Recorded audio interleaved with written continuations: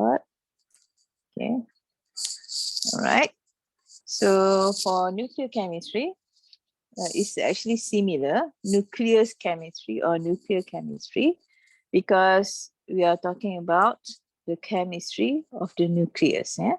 So I think everybody knows what is nucleus. Yeah? Nucleus mainly the content of nucleus is proton and neutron, but of course there are others now.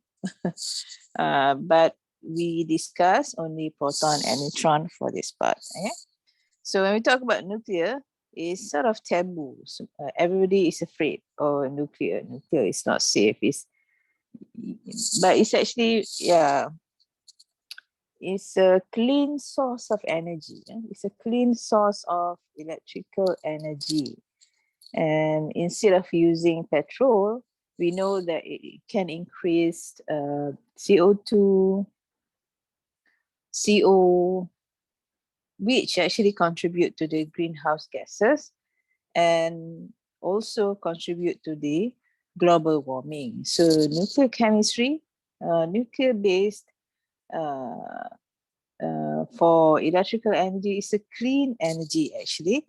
But of course, there are some important issues that we have to discuss if we are using nuclear-based energy. But we are not here to discuss that. Okay. So for learning objective for this nuclear chemistry, okay, first is to describe the makeup of the nucleus, means what is the content of the nucleus. Describe the relationship between neutron and proton ratio and nuclear stability. Calculate mass deficiency and nuclear binding energy. Okay, we'll try to discuss that later. Describe the common type of radiation emitted when nuclei to the content of the nucleus, like the nucleus itself undergo radioactive decay. Write and balance equation. Okay, very important for you to write and balance for nuclear equation, nuclear reaction. Okay, predict the different kind of nuclear reaction or nuclear equation undergone by nuclei depending on their positions relative to the band of stability. So we will discuss what is band of stability. Carry out calculation, okay, with radioactive decay. So these are not new to you because you actually have, I think, come across T-half, nuclear reaction. Okay, it's not something new. It's just that you might forgot about it.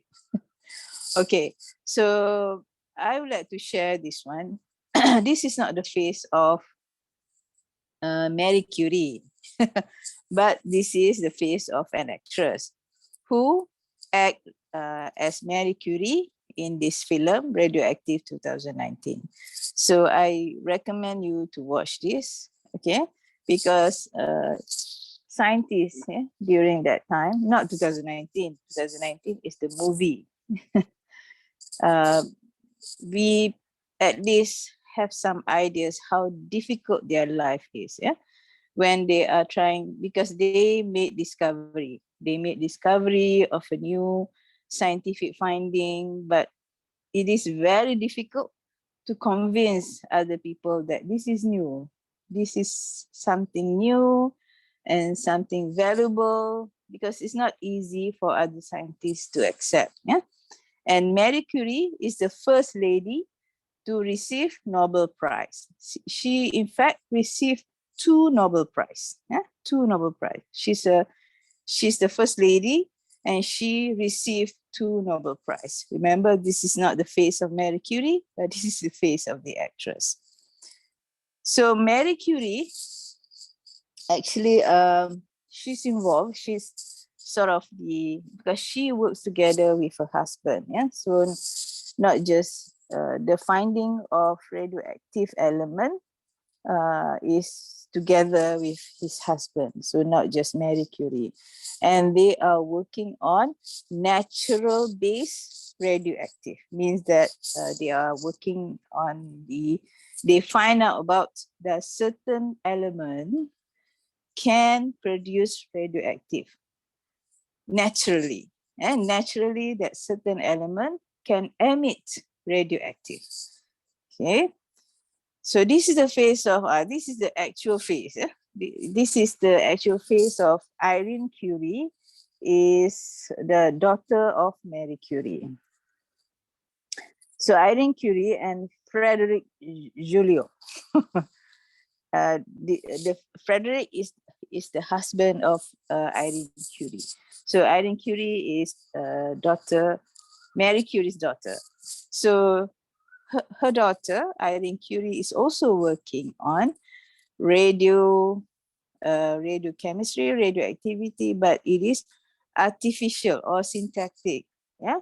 So because Marie Curie works on natural element that produce radioactive, but her daughter worked on synthetic. Yeah, means that the radioactivity or the radio chemistry, radiochemical can be induced, can be produced artificially. So this is her daughter. So how do we have radioactivity?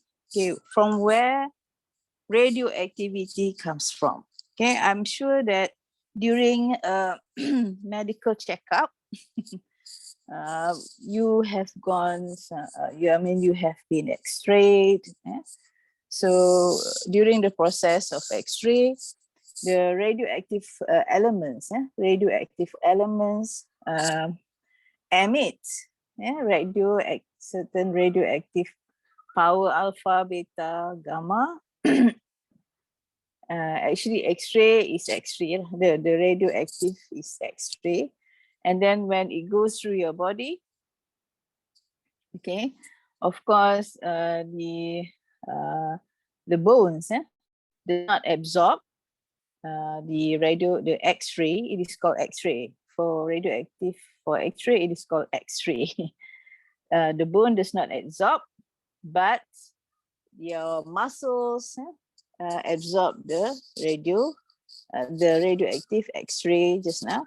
So that's why when you see the film, when you look at the film, you only see the bones, because the rest are being absorbed by the muscles absorbed. So you can just see slightly some muscles, for example, some dense muscles, your heart, your what do you call, paru-paru. Yeah, the dense one also you can see, but muscles, bones, they are highly dense, a lot of calcium, so you can see that clearly in the X-ray film. Yeah. Okay. So isotopes, okay, so the word isotope is very important. If you do not understand isotope, then you cannot understand the whole radioactive or radiochemistry. Okay, so isotopes with unstable atomic nuclei are radioactive and are called radionuclides. Okay, so they are also isotopes, but it's not radioactive. Okay, it's just isotopes. It does not has the radioactive characteristic. So my first question is, what is isotopes? What is isotopes? Anyone remember isotopes? What is the difference? Proton or nitrogen? Sorry, neutron. Neutron different, same proton. Yeah, okay, correct. Okay, so radioactive isotopes. So isotopes, there are many isotopes, but some are radioactive. Remember that it's not always isotope is radioactive. So radioactive isotopes undergo nuclear reactions. Means that the radioisotopes, radionuclides, can release certain particles. That's why it is called release certain particles.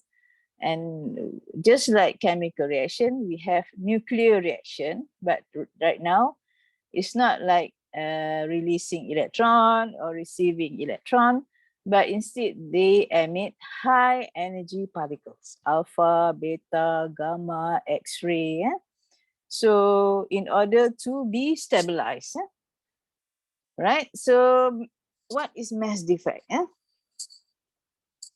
So mass of an atomic nucleus, okay? When we calculate mass of an atomic nucleus, it's always, the formula is simple. Proton mass plus neutron mass. How many protons? Okay, the mass of protons total up plus the mass of protons total up. Okay, but when they sort of measure, when they measure, the mass of an atomic nucleus is always a little smaller than the sum of the rest masses of each of its nucleons, protons and neutrons. So when we have the value, the theoretical value of mass of protons total up with mass of neutrons, okay, is a bit different when they are actually measured. So the mass difference is called the mass defect. So the mass difference represents the amount of mass converted into energy and released by the system as the nucleons collect to form the nucleus. Okay, why there is mass defect?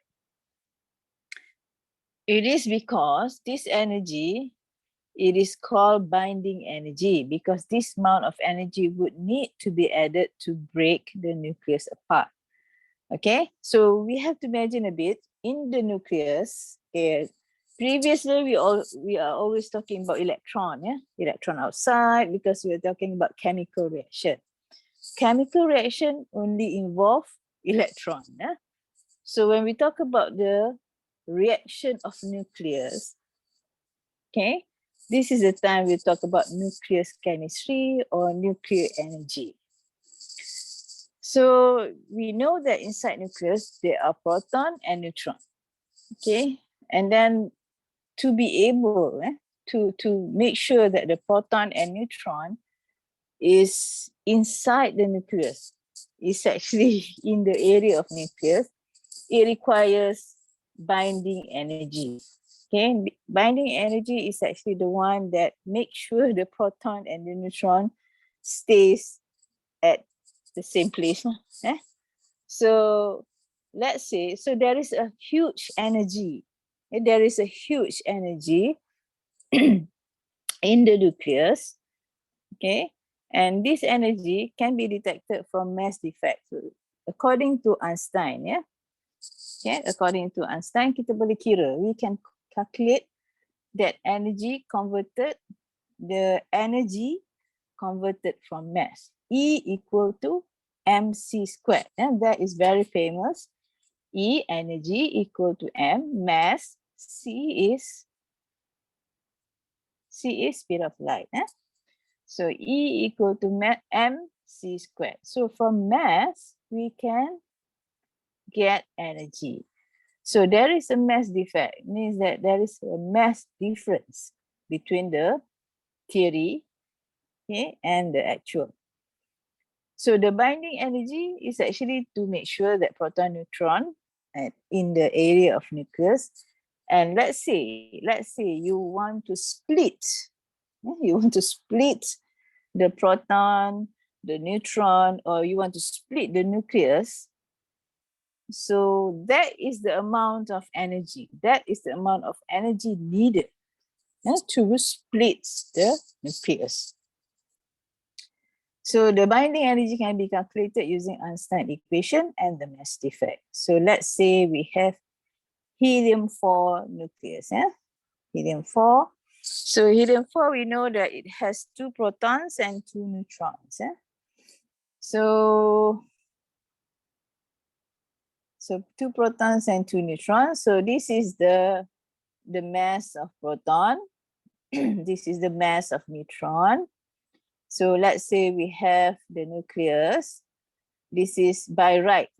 By right, the rest mass of, this is sort of being measured, not calculated. This one, 4.001 is measured, not calculated. Sorry. Yeah. Right. The mass effect. Okay, this one is the rest mass. So it is measured. Yeah. So if we calculate 2 times the mass of proton plus 2 times the mass of neutron and total up and minus the mass of measured, I don't know how they measure, is rest mass, okay, from the nucleus itself, the total nucleus. There is a difference. There is a difference. So this is the difference that we call as mass defect. So using the Einstein equation just now, E equal to mc squared. Yeah, this is the c, speed of light squared. And then this one has to be converted into kilogram. Yeah. So there is a conversion. You have to convert. There is a conversion factor. You have to convert that U. It's actually U. I don't remember. But we need to convert into mass in kilogram. So once mc squared is actually equal to joule. So for the formation of 1 mole helium, because we have, if it is 1 mole, we have to consider the Avogadro number, 6.022 times 10 to the power of 23 for 1 mole. Just now it's just for a single nucleus. This one is for single nucleus. The binding energy for single nucleus of helium. So let's say for 1 mole, we just have to times the Avogadro number. Now we have the energy to split, to break the nucleus of helium of 1 mole of helium. Yeah. So that is mass defect and calculation of energy from mass defect. So this is just to understand the term, the formation of nucleus from its nucleons. Nucleons ni is proton and neutron. Okay. So the formation of nucleus from, so let's say if you want to mix, if you want to add together, they are fusion. They are called fusion. But if you want to break the nucleus, split them, it is called fission. Yeah? Split fission. Combined fusion. Yeah? So difference, okay, these are simple for you to understand. Fission does not, fission means that just now is to combine. Fission, salah, breaking. Fission is breaking, fusion is combination. All right. So fission, when we need to break the nucleus, of course, it is not usually naturally. Does not occur naturally. Fusion occurs, okay, only in stars. It produces many highly radioactive particles. So if we break the nucleus, it will emit a lot of radioactive particles. Whereas if you fuse them together, there are only a few. Energy release is 1,000,000 times greater. So the greater, the spelling is wrong. So you can imagine that if we break the nucleus, the energy produced is much, much bigger than the chemical reaction that we always observe. So the chemical reaction produce energy, but much less compared to if we use nucleus energy, nucleus-based energy, where you break the bond just now. Nuclear fission, break the nucleus just now. Nuclear fission, spontaneous breaking apart of the nucleus. Okay. So if we break the nucleus, we'll get tremendous amount of energy. So even fusion it has greater energy compared to fission. So if fission has more energy, fusion has much greater energy. Fusion means that we try to mix the nucleons, then we will get energy. So this is how the difference in terms of diagrams. So neutron is to bombard. So this is the nucleons. Okay, nucleons that we nucleus that we want to break, and then you can see that some particles emitted. Okay, some particles emitted from this process. So this is nuclear fission, where the nucleus is broken, and this one fusion, mixed together. Okay, mixed together, and then you can see that some particles also being produced, but not as much as nuclear fission. Okay, so that's only terms that you need to understand. So next one is radioactive decay. So if you have radioactive material, okay, isotopes, and then that isotope has the characteristic of radioactive characteristic, so it will undergo radioactive decay. Okay, so isotope, the one that is radioactive, will undergo radioactive decay. Okay, so radionuclides is the same. Radionuclides is the radioactive isotope just now. It will undergo radioactive decay. So meaning that they will eject small nuclear fragments and times and high energy electromagnetic radiation as well. Okay, it's okay, we look at example.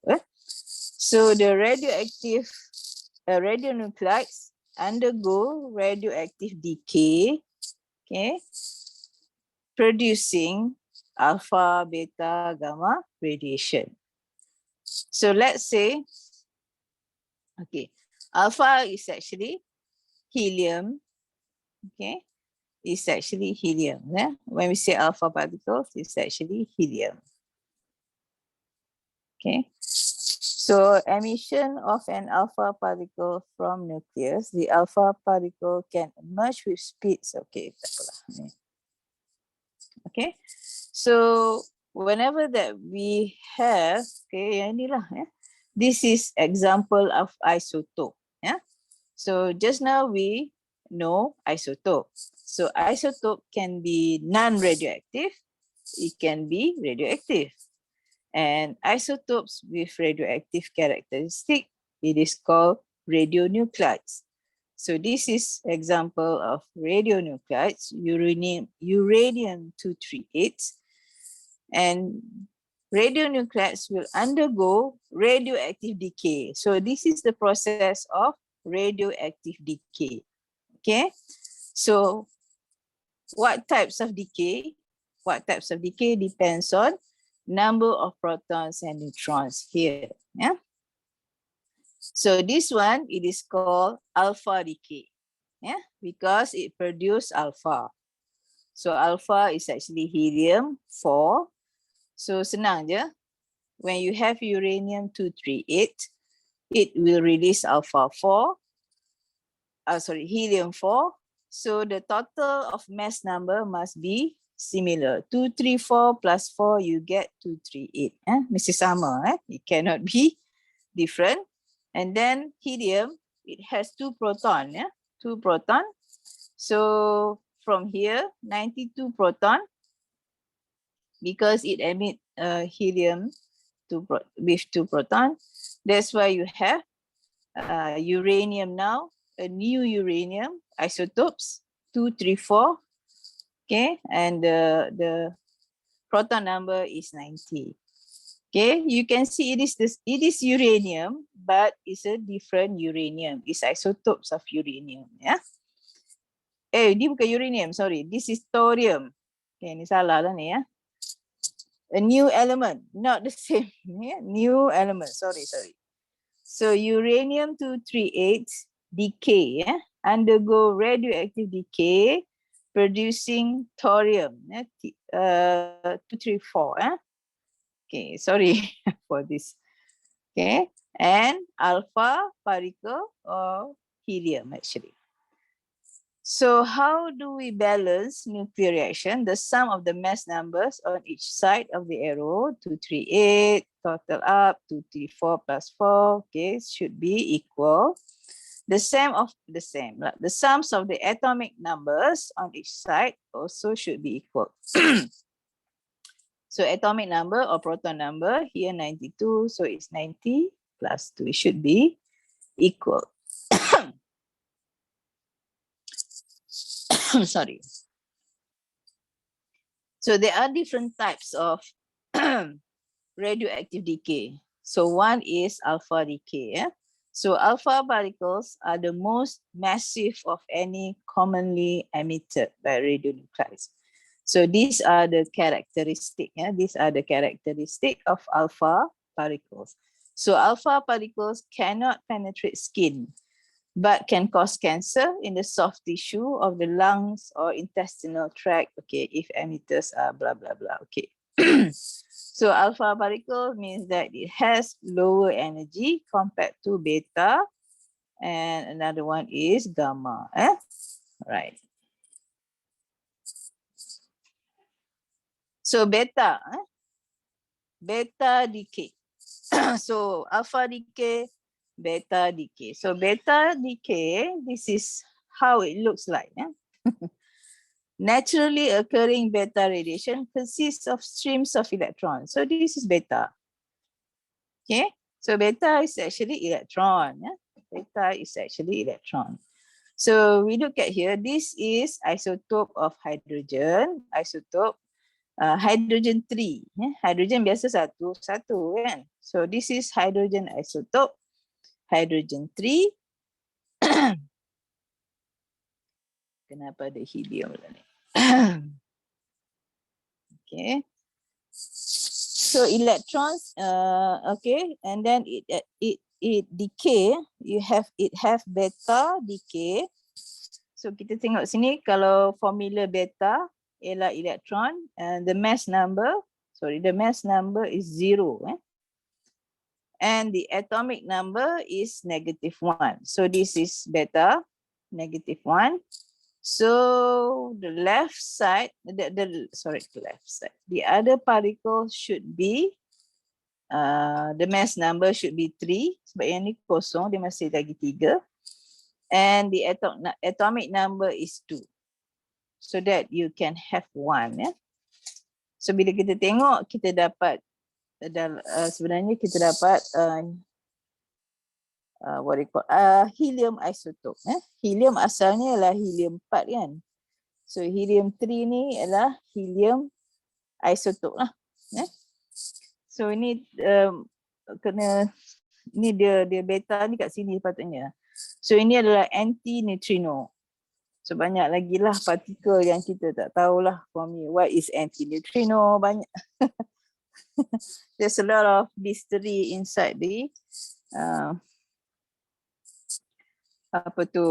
nucleus. So this is beta. Beta to be this. They are created. So emission of a beta particle from a tritium net. Okay, tak ada apa lah. So this is how beta particles is being produced. So this is anti-neutrino, massless, tak ada mass, has no charge, and was given the symbol, this one. So what's the difference between beta particles and alpha particles? Of course, it has more energy, alpha than alpha particles. Beta particles are very small, so are less likely to collide with the molecules of anything it travels through. They can travel up to, okay, blah, blah. Only the highest energy beta particles can penetrate the skin, okay? All right, but the energy is much higher. Okay, gamma radiation, yeah? Gamma radiation consists of high energy photons and often accompanies either alpha or beta radiation. So gamma radiation is extremely penetrating, can only effectively be blocked by dense materials like lead. So emission of gamma radiation involve the transition between energy levels. Okay, right. Kita tengoklah how, okay. So gamma ni dia kosong-kosong. No mass, no charge, also. Okay, so usually it comes together when you have alpha decay or beta decay. It comes together. And then you have X-ray. So X-rays is common. Ini X-ray, the one that you do during your medical checkup. So it's one of the nucleus emission, nuclear emission, nuclear emission. So alpha, beta, gamma, X-rays. So we look at how X-rays is formed. Ada juga positron emission. So before this, you probably only knew alpha, beta, gamma. So now you know you have alpha, beta, gamma, X-ray, positron, okay? And then positron, the symbol is 0, okay, for mass number, and 1 for atomic number. If it is beta, it's -1, right? Positron emission, like beta emission, is accompanied by the emission of a chargeless and nearly massless particle called neutrino. Tadi anti-neutrino, right? Anti-neutrino. When we have beta, we have anti-neutrino. So when we have positron emission, we have neutrino. Okay, so here is an example of positron emission. Okay, you can see we have cobalt 54, an isotope. It emits positron, so 54 must remain 54. So 1 here means that we have to get 26 for the atomic number. So if we search in predictable, we have 26 is ferrum. So ferrum means that we have a new isotope, isotope, ferrum isotope. Ada lagi, neutron emission. To be classified as, okay, neutron emission is another type of nuclear reaction. It does not lead to an isotope of a different element, okay, in here, sebab dia tak ada tukar mass number, kan? Sorry, dia tak ada tukar atomic number. Atomic number is the same, 36 and 36. So if it is the same atomic number, it must be the same isotope. Tak boleh tukar lah isotope lain. So you can see neutron, so 0 atomic number, the mass number is 1. So of course the difference now is only on the mass number. The atomic number or the proton number should be similar. So that's why it does not lead to an isotope of a different element. Element is the same, but only isotope is different. Kalau ada saya salah sebut tu, please tell me.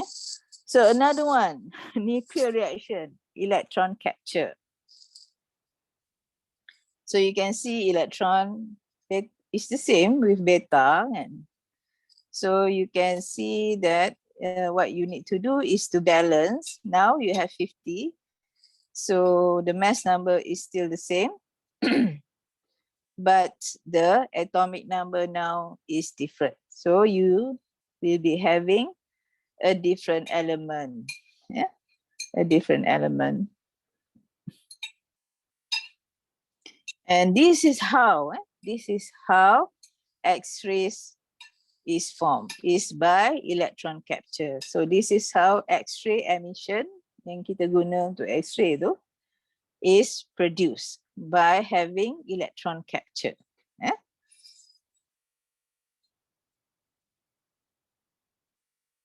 And this is how it looks like. Electron capture is the collapse of an orbital electron into the nucleus. Okay, electron masuk dalam nucleus. Electron ni masuk dalam nucleus, changes a proton into a neutron. So proton tadi, one of the proton, tadi ada 4, change into neutron. Okay, tengok. Change into a neutron. That's why you have, okay, dia tak ada effect lah because atomic number tadi kat sini je. Neutron tak ada atomic number. Okay. Cuma ada tambahan lah, proton converted into neutron. Okay, so how do we know? How do we know which nuclear reaction will happen? Is it alpha emission, gamma emission, beta emission, gamma emission, positron emission, apa tadi lagi? Neutron emission. Okay, ataupun X-ray. X-ray ni is the one that being produced lah through electron capture. So what we will usually talk about is alpha, beta, gamma, positron emission or neutron emission. Is by looking at band of stability. Yeah. So band of stability ni, okay, what is actually band of stability? So this is band of stability. So kalau kita tengok sini, Y is number of neutrons and X axis is number of protons. Okay. So if you look at the element, okay, if you look at the element in periodic table, and if we look at the ratio, if you look at the ratio of neutrons and proton, okay, those elements, if the ratio is in here, the value of ratio is in here. Okay, tengoklah mana-mana elemen kita kira ratio neutron versus proton. So contoh kat sini lah, 1.2 neutron, ratio with proton. So if it is in the value of here, in the range of band of stability means that is stable. Yeah. But if it is the ratio value is around here, it is beta emitters, means that it will emit beta. If the ratio is here around here, it will be positron emitters. Yeah. So the band of stability, a 1:1 ratio of neutrons to proton is indicated by a straight line. Of course lah, straight line tengah ni lah, but kita ambil julat lah, ambil julat. So the band of stability curves, more protons require more neutrons to provide blah blah blah. So this one, if the element falls here, the value of the ratio falls here, means that it is stable. So these are just guides.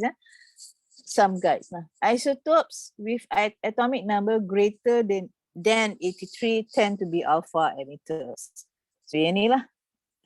Bukan. Alpha emitters tak ada kat sini. Ini beta dengan positron je. Isotopes with atomic number greater than 83 tend to be alpha emitters. Okay, try to remember that. Isotopes occurring above and to the left.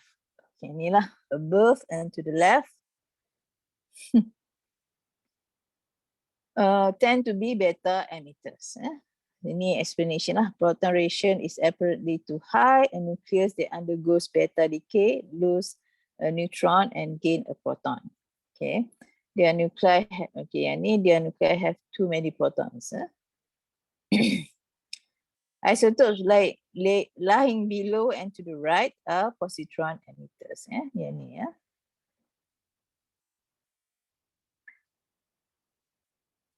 These nuclei have too few neutrons to be stable. Okay, so positron emission increases the neutron to proton ratio.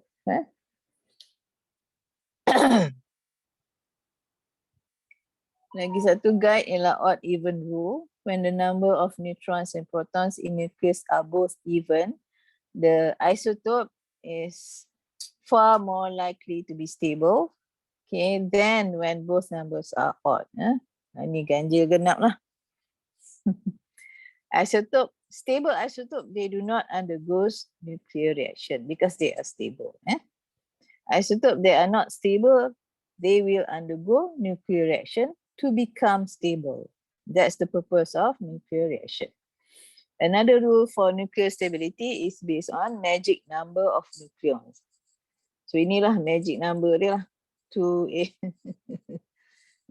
Isotope with specific numbers of protons or neutron are more stable. Okay, tak tahulah kenapa. Okay, these are applications. So this one, I would like you to read.